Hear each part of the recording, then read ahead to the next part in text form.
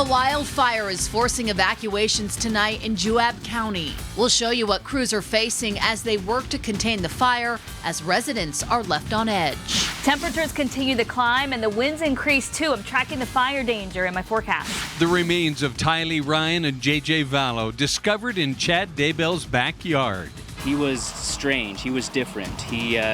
He didn't talk a lot, didn't make eye contact with us very much. New at 9, one neighbor recalls Chad Daybell's strange behavior in the months since the children were last seen alive.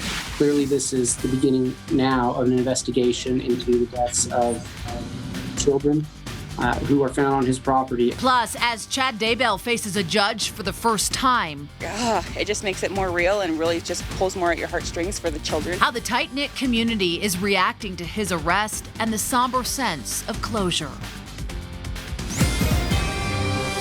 We start with breaking news in Juab County, where a small brush fire is burning close to homes. It's called the Rocky Ridge Fire. It's burning in between the towns of Santaquin and Mona.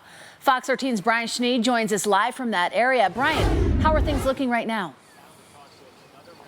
Well, Kelly, things have really settled down here since this fire was first reported around 3:15 this afternoon. It was much closer to homes, about a mile north of where we're standing. The canyon behind me was the last place we saw some erratic fire behavior, with a lot of flames coming out through that middle part of the ridge and just underneath. This is also the last point of where we saw a lot of the air resources, which you can see in this video we're about to show you. Some heavy air resources ordered throughout the day with some air tankers and also some seat tankers, so some smaller planes as well. But the big thing that we saw was a lot of hand crews and bulldozers really working to create the line around some of this farmland here. So as we looked throughout the afternoon and the evening, the temperatures cooperated, the wind shifted, so that fire was able to move away from some of those homes and kind of tucked itself in some of the ridges here as well. So as last update we heard was about 250 acres. I'm sure they will refly this fire and come up with a different acreage count. In terms of containment as well, we don't have that information for you right now, and the cause remains under investigation. We're live in Juab County tonight. Brian Schnee, Fox 13 News, Utah. Brian, thank you. Crews in southern Utah are working to control a fire at a salvage yard near Hurricane. It's being dubbed the Pecan Fire. Officials say someone using a welder sparked a wildfire in the dry grass. Those flames spread to the salvage yard west of Sand Hollow and Turf Farm roads, destroying 20 cars there. It created a thick plume of smoke that, as you can see, was seen all over Washington County. Nobody has been hurt so far. The fire is 10% contained. That is 2 new wildfires in our state today. Kristen, as temperatures continue to rise, fire danger will increase as well this week. Yep, it's the temperature and the wind. Those are 2 big culprits. And of course, very dry conditions as well. Wanted to catch you up on the wind speeds right now, and the winds have calmed down. Not even too breezy this afternoon, but breezy enough that it could elevate the fire danger. If a fire started burning, it makes it a little bit tough to manage. But the winds are starting to calm down a little bit. Zooming on into Juab County here, and you can see that wind shift coming in from the east and northeast now, but at a very light speed, and it should continue to stay light through the overnight hours tonight. Now we are going to see the winds increase big time on Friday, and so already the National Weather Service has issued a high wind watch for Elko and Ely, highlighted here in eastern Nevada, and then also highlighted in a lighter shade. These are fire weather watches for increased wind, low humidity, and high heat. Temperatures will be at their hottest this Friday, and so we have a fire weather watch in effect until 9 p.m. on Friday for those winds coming in from the south, 20 to 30 miles an hour. We could see gusts to 60 miles an hour in eastern Nevada, not quite to that extent down in the southwest corner, but of course strong enough that it is going to mean a high fire danger for the end of the week. So something we'll have to keep a close eye on. Highs today in the 80s, but about to go way up from here. I'll have more on that in my full forecast. After months of searching and wondering where 2 missing Idaho children have been, the families of Joshua J.J. Vallow and Tylee Ryan have confirmed their bodies were found in their stepfather's backyard in Salem, Idaho. Tonight, we're hearing from the man who's lived across the street from Chad Daybell the entire time Chad has lived in Idaho. That man told Fox 13's Lauren Steinbrecher what he saw after the children disappeared. Lauren joins us in Salem, Idaho, right outside Chad's home tonight. Lauren. Yeah, Kelly and Bob, and first of all, I actually want to say just a couple of minutes ago, JJ's grandparents, Kay and Larry Woodcock, just showed up here to the home, getting a first look at this area. And we had a chance to briefly hear from Larry, and we'll show you guys, what they had to say coming up in our show. But obviously, a very emotional moment this evening, hearing from them as they're coming out here now facing the reality of what happened to these children. In the meantime, the sheriff's office still has a vehicle out here this evening on the property. They've still got the area roped off. They did, however, let the Daybell children back into the home this evening. With Chad in jail, the FBI and police gone. The Daybell family wastes no time packing up and moving furniture out of the house. Investigators have cleared out the area where they recovered remains, confirmed by family as belonging to JJ and Tylee, across the street. We've been very concerned the whole time for JJ and Tylee. Matthew Price has been watching as law enforcement spent 2 days digging, looking for evidence in an area of the yard Matt recognized now that he thinks back. We noticed they were having a few bonfires that were kind of out of the ordinary. So they had a big bonfire last fall, and they had 2 or 3 big bonfires this spring. Last fall, no one knew about the kids' disappearance. Matt says everything seemed fine except when Chad and Tammy came over to buy pumpkins a week before she passed away. He was strange. He was different. He didn't talk a lot, didn't make eye contact with us very much. Normally he would. Eventually, Matt learned about Tylee and JJ and the investigation into Chad Daybell, his new wife Lori Vallow Daybell, the children's mother. He says Chad kept to himself the last couple months, barely leaving the house, until police kicked him out Tuesday morning to serve the search warrant. I saw his car take off down the road, headed south towards Rexburg, and just seconds later, the marked police cars had their lights and sirens and floored it to go catch him. Matt's neighbor of several years is now behind bars. A devastating discovery right across the street. In all of this, what gives him peace of mind? Just knowing there's closure for JJ and Tylee. And next, the community hopes justice. And of course, some of that closure coming with Kay and Larry coming out here this evening. We are going to show you coming up, what Larry had to say. But one thing he did say is in coming out here tonight, he didn't come out here to harass the family or confront the family in any way. He said right now it's about mending fences. And you could see in their faces, they're still just taking in this devastation, this pain, this reality that they're now feeling with JJ. Live in Salem, Idaho, I'm Lauren Steinbrecher, Fox 13 News, Utah. Unquestionably a very emotional story at this point for so many people. Families at the center of this case have released statements to the media about the passing of JJ and Tylee.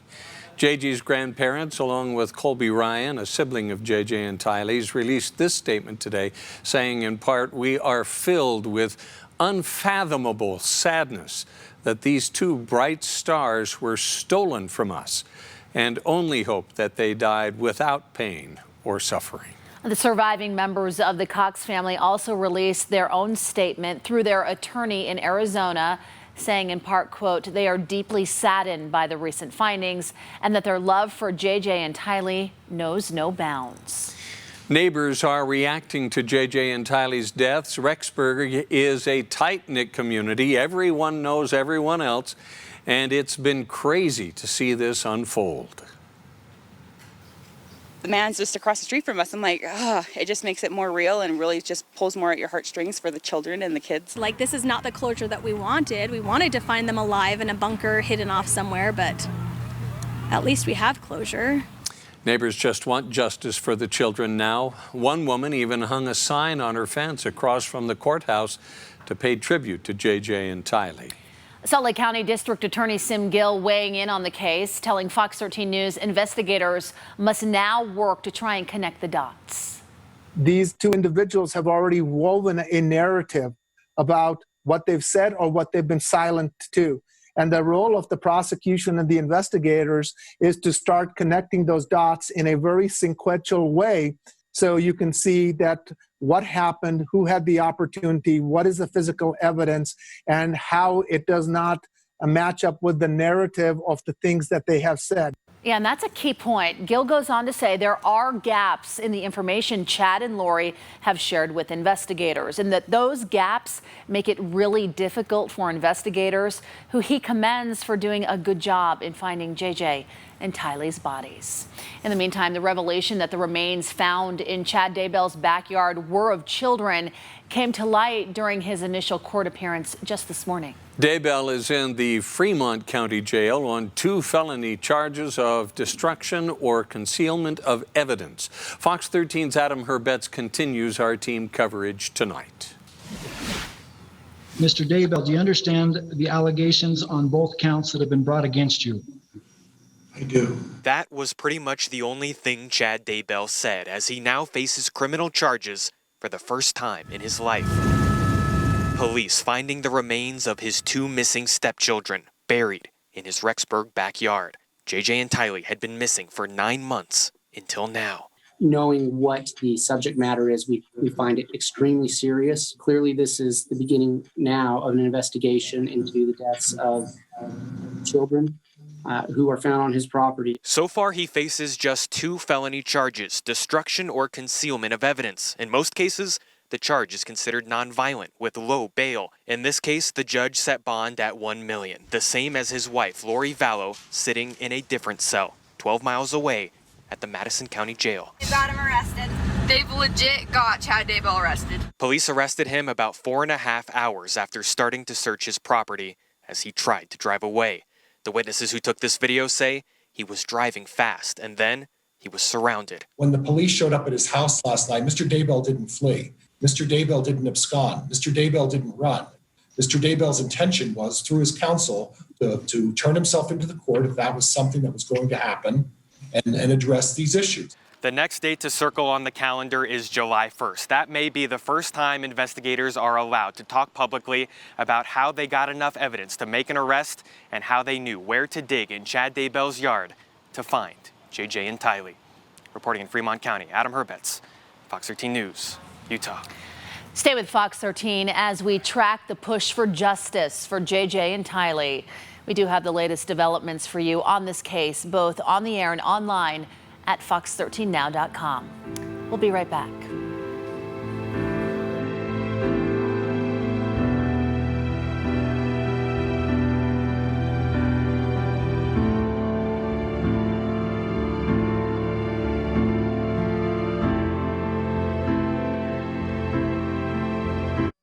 You're watching Fox 13 News.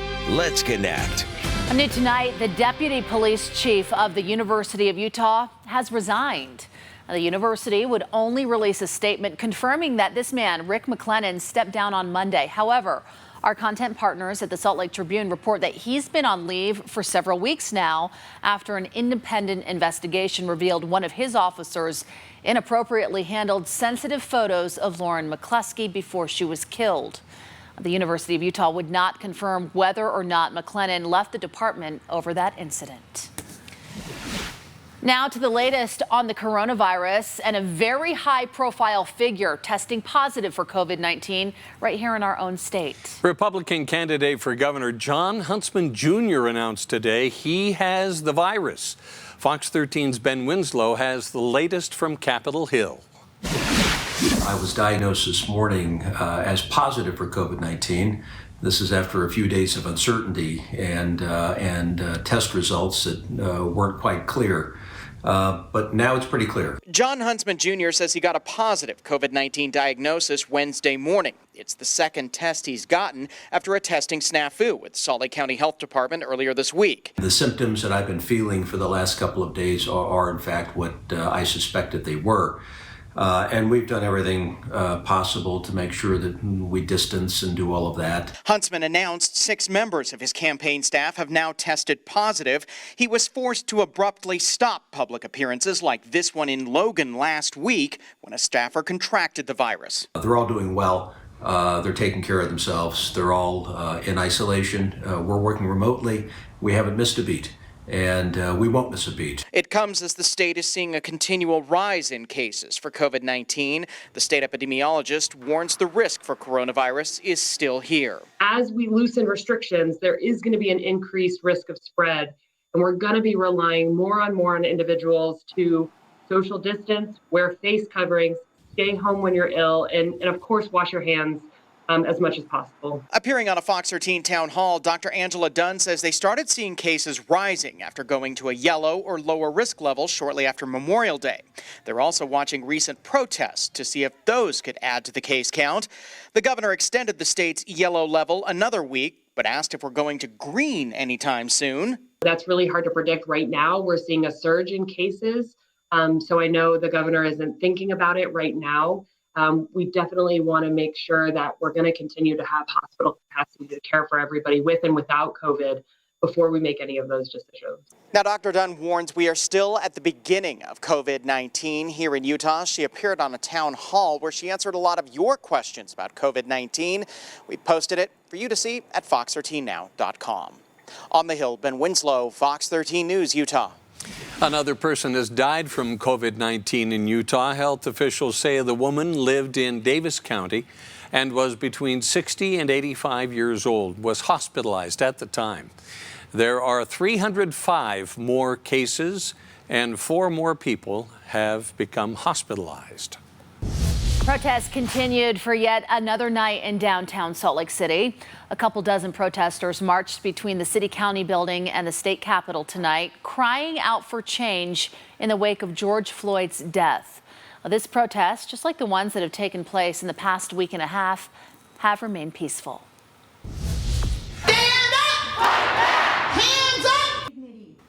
People with Black Lives Matter Utah gathered on the lawn of the Salt Lake City and County building early this morning to peacefully demonstrate for police reform. Community leaders spoke during the rally, calling on everyone to vote for politicians in the next election who support and push for equality. And another peaceful protest, this one at Salt Lake Community College, took place this afternoon. Attendees stood on campus right at 1200 South State Street, holding signs calling for racial justice, also an end to police brutality, and for the penal system to be defunded. Save the Kids, that's a 501c3 national organization based in Utah, was also in attendance.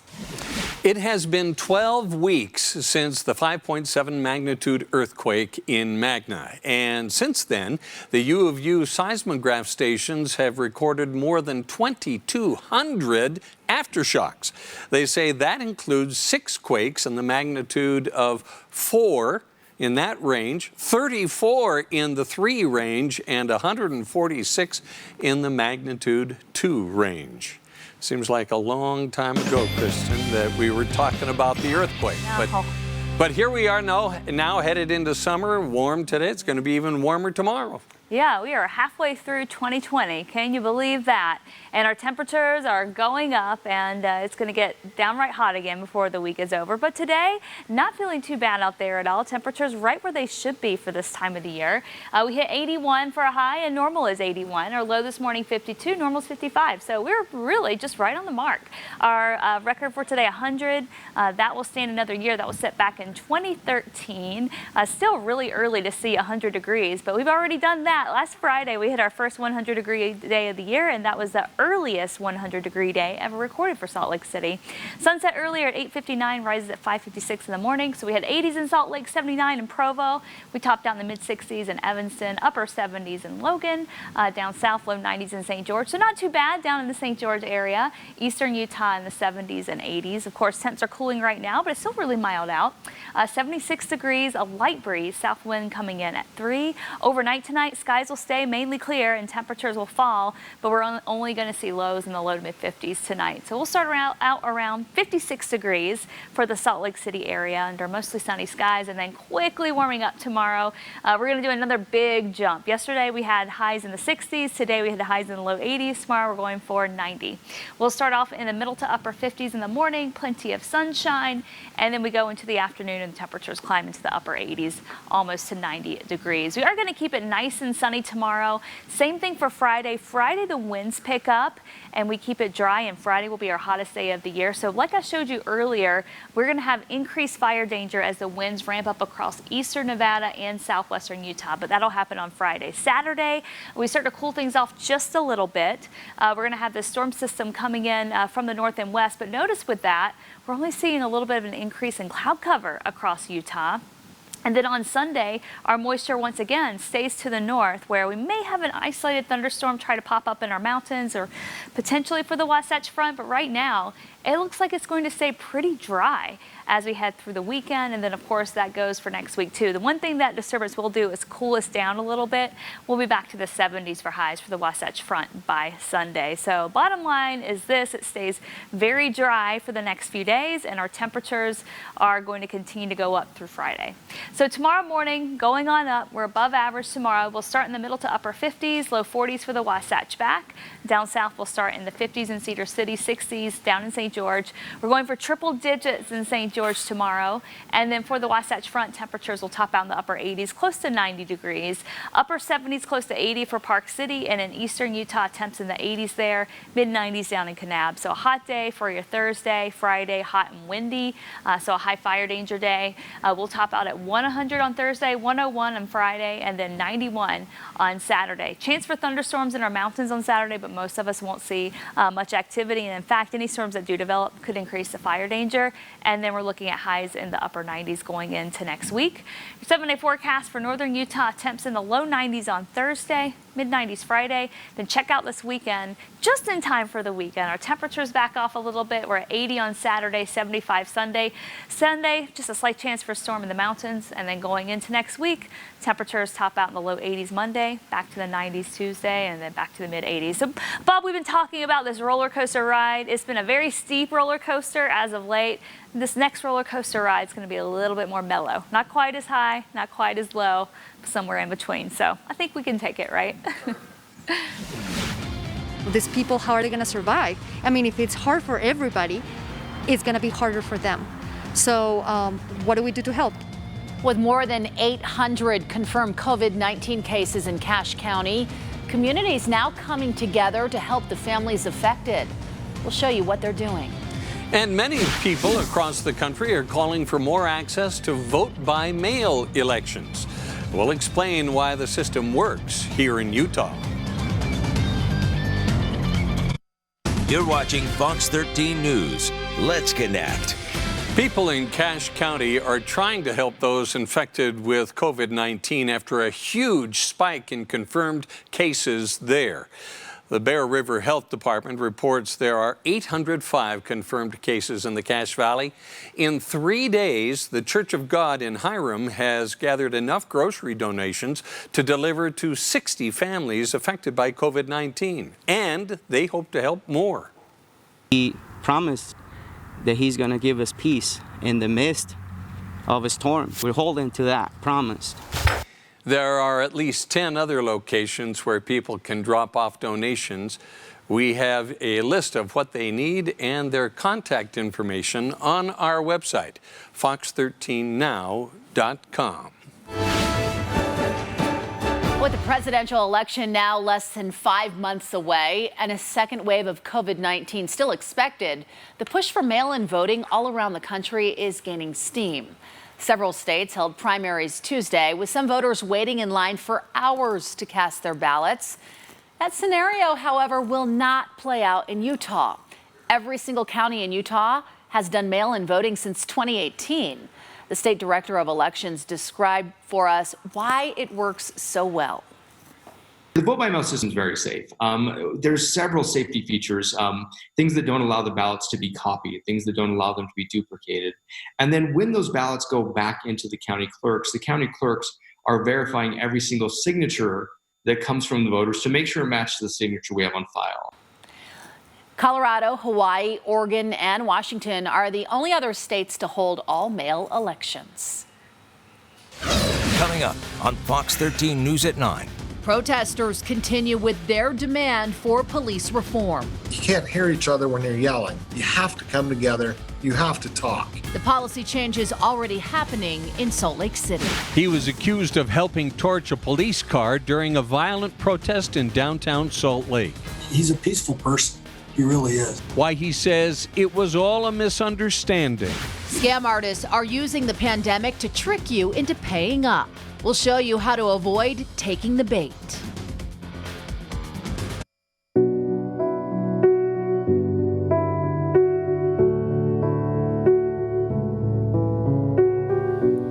An isolated field in a small Idaho town is now considered sacred ground by the families of J.J. Vallow and Tylee Ryan.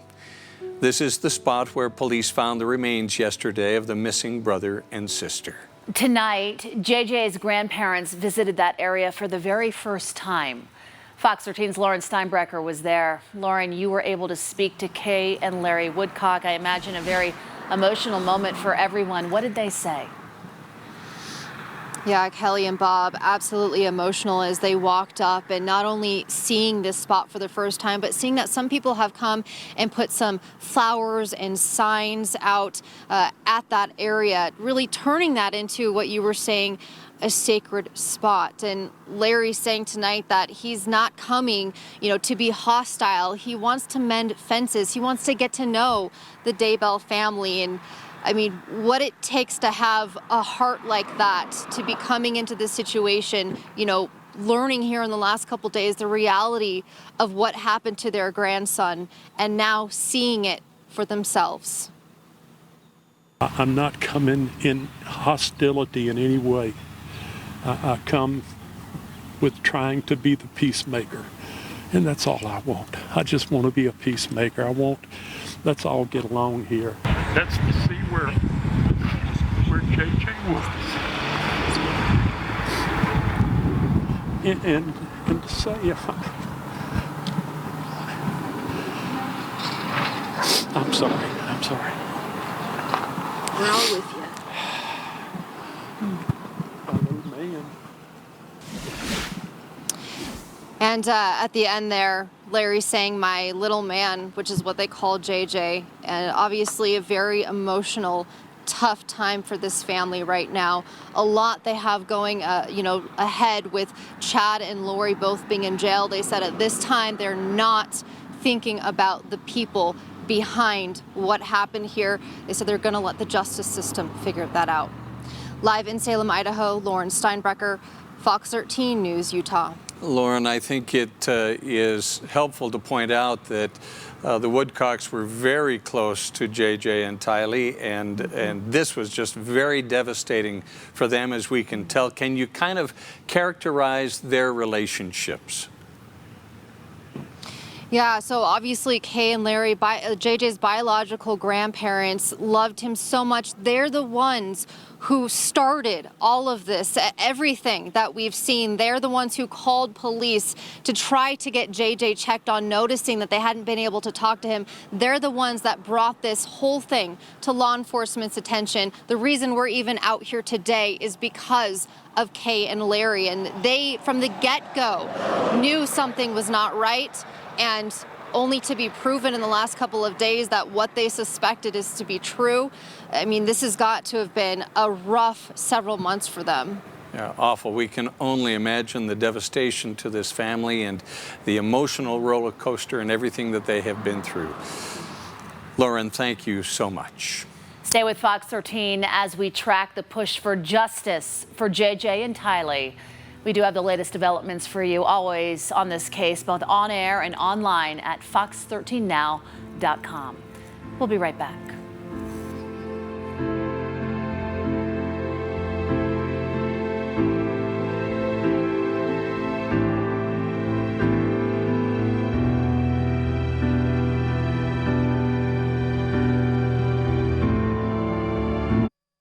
Live from Fox 13 Studios, this is Fox 13 News at 9. Welcome back, everyone. There are some big changes with some policies at the Salt Lake City Police Department.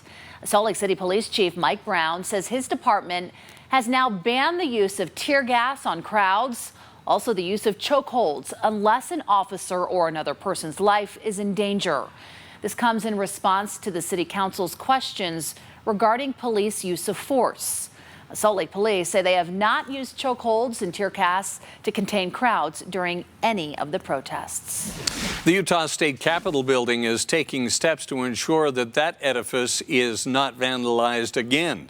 Crews are removing chemicals that were applied to the historic building to remove spray paint from violent protesters earlier this month. They're also, or I should say late last month, they're also applying a sealant to the building that will prevent future graffiti to the granite stone. We want to make sure that we've restored the Capitol the best way that we can and prevent any future problems with the Capitol having any vandalism to it. The Capitol Preservation Board estimates damage to the building was $40,000, but volunteer restoration crews stepped in to clean it up. A man accused of helping light a police car on fire during those violent protests on May 30th in downtown Salt Lake City says it was all just a misunderstanding. Federal prosecutors charged LaTroy Nubens with arson, arguing they have video of him adding what appears to be a rolled-up banner to the flames. Instead, Nubens' attorney says it was doused with water in an attempt to smother the fire. And immediately he just jumped back and put the, and the paper does go in the fire. There's no contesting that. That's on video. But what the government didn't know is that it was an attempt to put the fire out. You may remember Nubens as the protester who single-handedly negotiated the peaceful exit of hundreds of protesters without mass arrest on June 1st. Nubens is expected to be released from custody tonight or tomorrow. If found guilty, however, he could spend 20 years in prison. Today, more than 100 people gathered to say goodbye to Bernardo Palacios. He was killed on May 23rd during an officer-involved shooting. Loved all of us.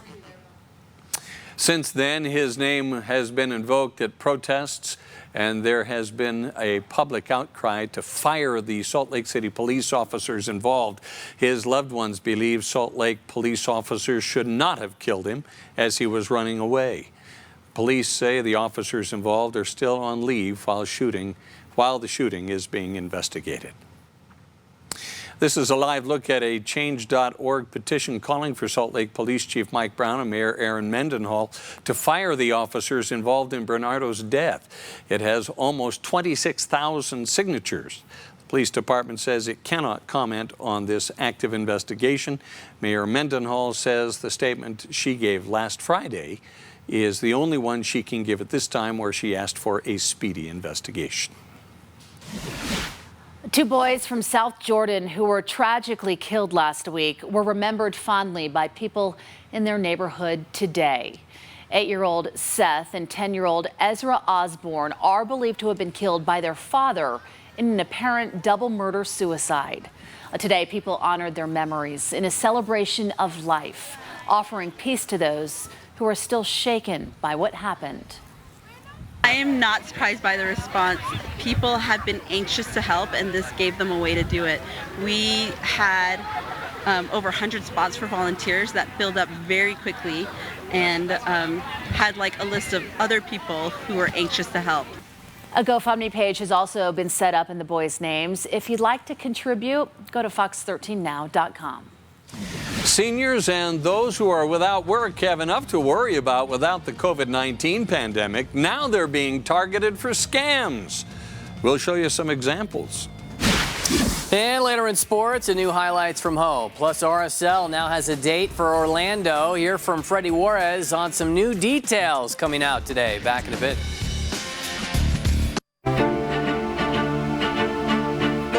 It is sad but true. Scammers are hard at work these days, using the pandemic as a new ploy to try and attract victims. We've heard of several scams taking place over the phone and also on social media platforms. But how do you know if what you're seeing or hearing is real or a scam?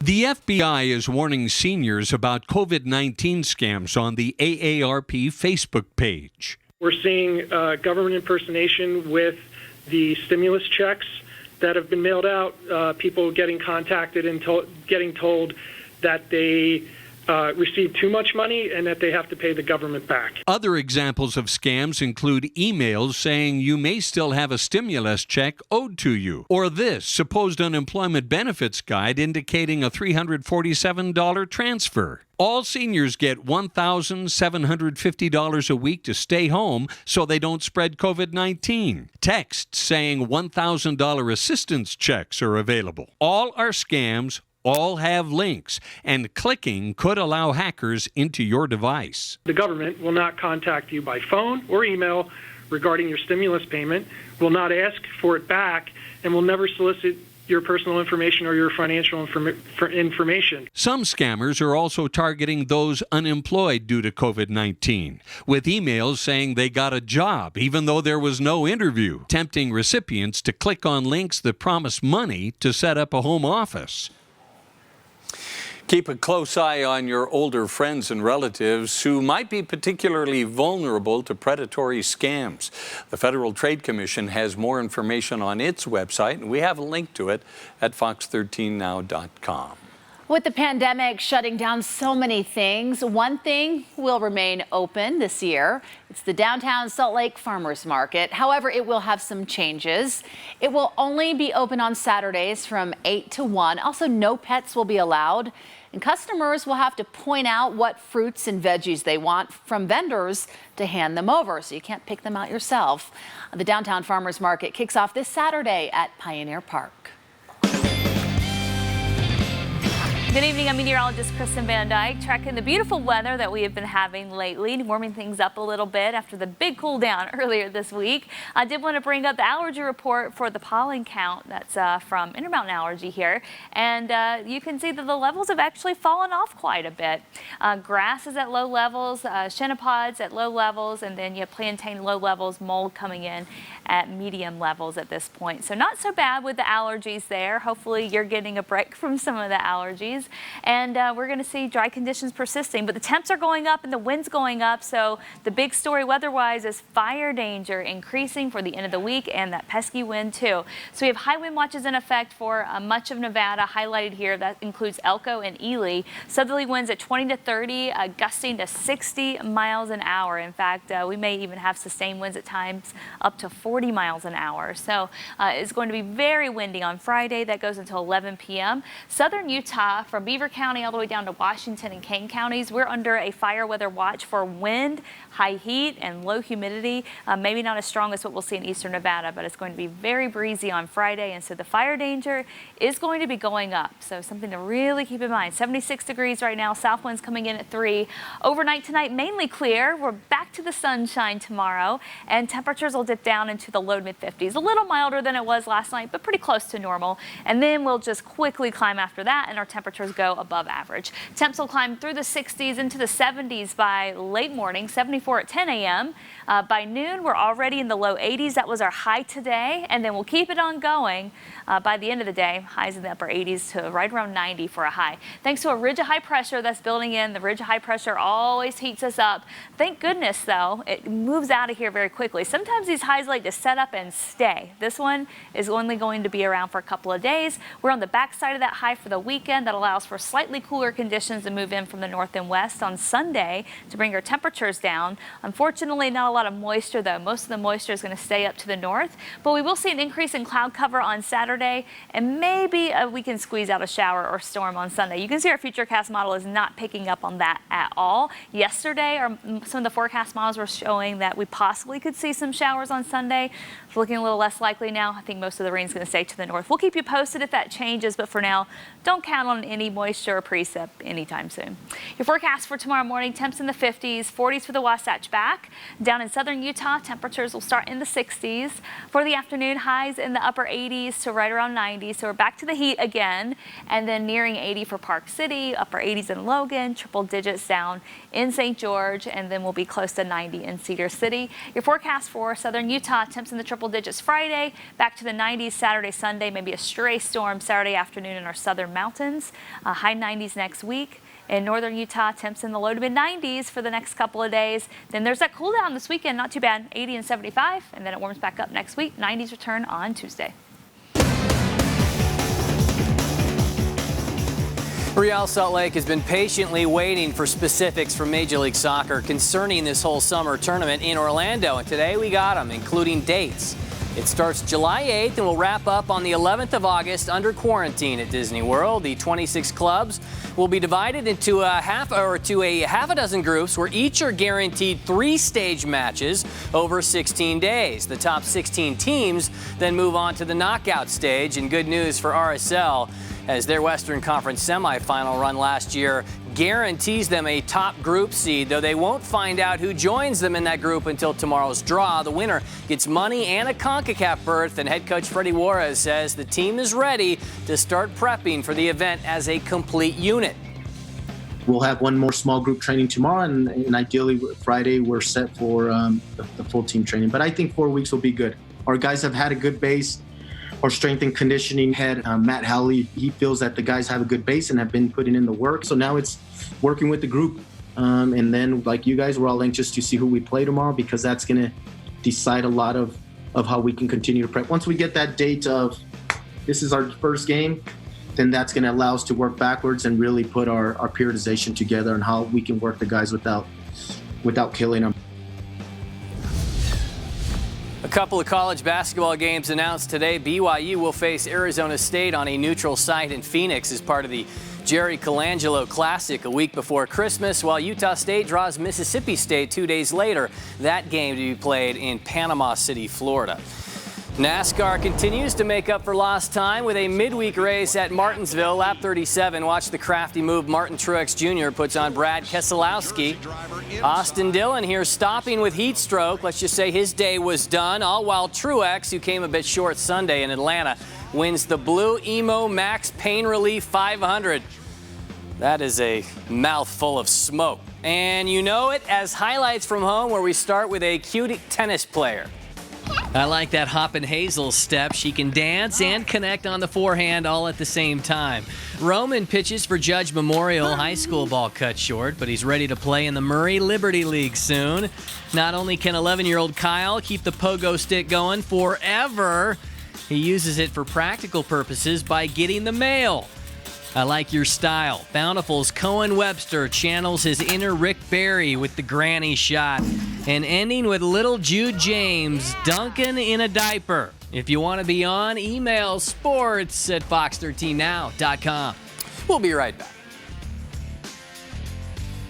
Finally, good news for all you Disney lovers. The Mickey Mouse Company is announcing the phased reopening of the Disneyland Resort in California. The downtown, give me some love here. Come on, guys. All the right. downtown Disney, there you go. Disney District will reopen July 9th, then on July 17th, both the main park and California Adventure, right next door, will welcome visitors. Then on July 23rd, the Grand Californian Hotel and Spa and the Paradise Pier Hotel will open up. A couple more weeks until that Disney magic is back. I know some children that will not sleep tonight. Bob Iger won't sleep either, right? He's counting down the days. Thanks for being with us, everyone. QuickCast up next.